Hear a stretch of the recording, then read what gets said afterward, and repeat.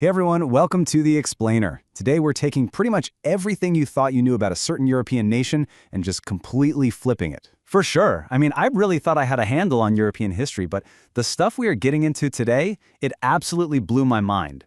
Right, so if I ask you what instantly comes to mind when you think of Poland, you're probably picturing what? Pierogi and some really heavy World War II history. Yeah, exactly. Amazing dumplings and a super tragic past. Well, what if I told you that instead of just that, we should actually be picturing the literal discovery of the solar system? Because we are talking about a place with these staggering scientific breakthroughs and just unbelievable historical resilience. It totally shatters that narrow stereotype. Which really makes you stop and ask, what else are we totally missing here? So much. And we're going to use that as our jumping off point today. No boring lists, no countdowns.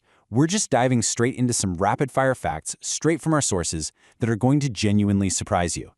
Okay, let's kick things off with pop culture.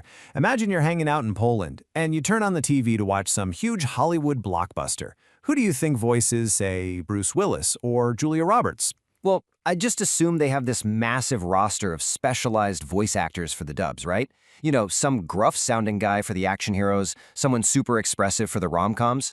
See, that's exactly what anyone would think. But no, it's just one guy. He's called the Lector. Wait, hold on. Just one single person? I am entirely serious. In Poland, almost all foreign movies and shows use a single, monotone male narrator. He reads literally every line for every single character. Men, women, little kids, all voiced by this one guy in the exact same flat tone. Oh, and the original English audio is still playing in the background. No way. That is wild. It really is, but here's the kicker. To Poles, this is just completely normal. It's literally just how you watch a movie there.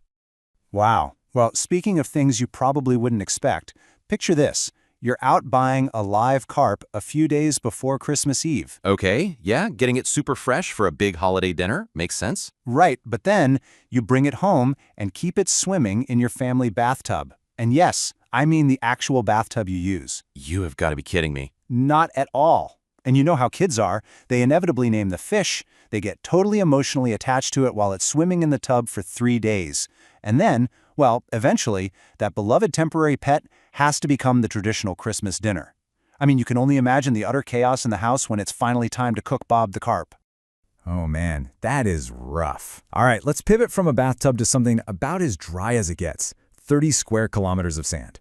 Sand? Wait, in Poland? Yep. Poland actually has a desert. It's called the Blendu Desert down in southern Poland, and it is Central Europe's only true desert. The landscape is so incredibly similar to North Africa that the German Afrika Korps actually used it as a training ground back in World War II. Today, it's just this massive, bizarre sandbox for tourists sitting just 47 kilometers away from Krakow. That is so strange. And hey, speaking of massive scale, how about a crowd of 600,000 people? Okay, that is a staggering amount of people. It really is. That is the turnout for the Poland and Rock Festival. It used to be called Woodstock Festival Poland, and it's consistently ranked as one of the largest open-air music festivals on the entire planet. And the craziest part, it is completely 100% free to attend. That's amazing. I love the name too. Poland and Rock. It's this really clever little play on words because the Polish word for and is literally just the letter I. Now, if we are on the topic of things with a massive footprint, we have to talk about 52 acres of pure architecture, because that is the footprint of Malbork Castle. Wait, 52 acres for one single castle? Absolutely. It was built way back in the 13th century by the Teutonic Knights, and it officially holds the title of the largest castle in the world by land area. It is a stunning UNESCO World Heritage Site, and yet somehow, most people outside of Europe don't even know this giant exists.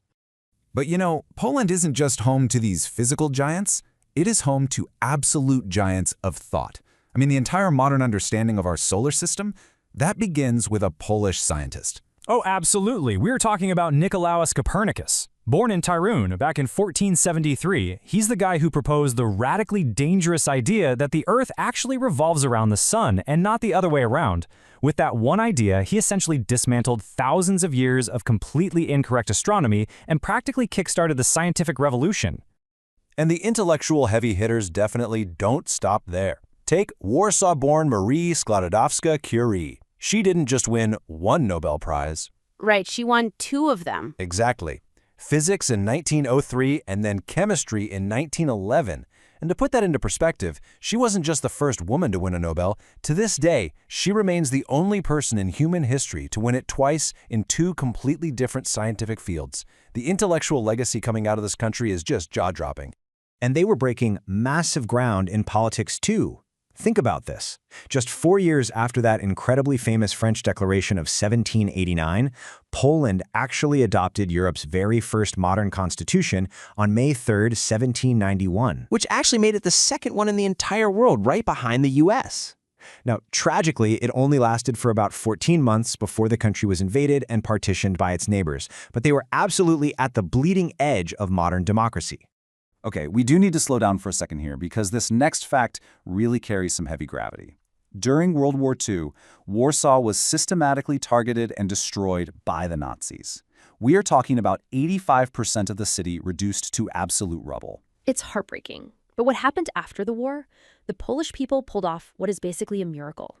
They painstakingly reconstructed their historic old town, but they did it entirely by using 18th century artwork from a Venetian painter named Bernardo Bellato. It's so incredible. He had painted the city in this hyper-specific detail, and so that gorgeous historic center you can walk through today, it is a precise, brick-for-brick reconstruction pulled straight from those 250-year-old paintings. It's just profoundly moving.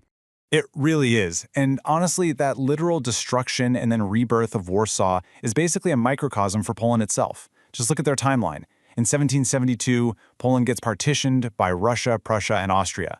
Then they get carved up again in 1793. Right, and then the unthinkable happens in 1795. They are erased entirely. Their neighbors literally wiped the country off the map.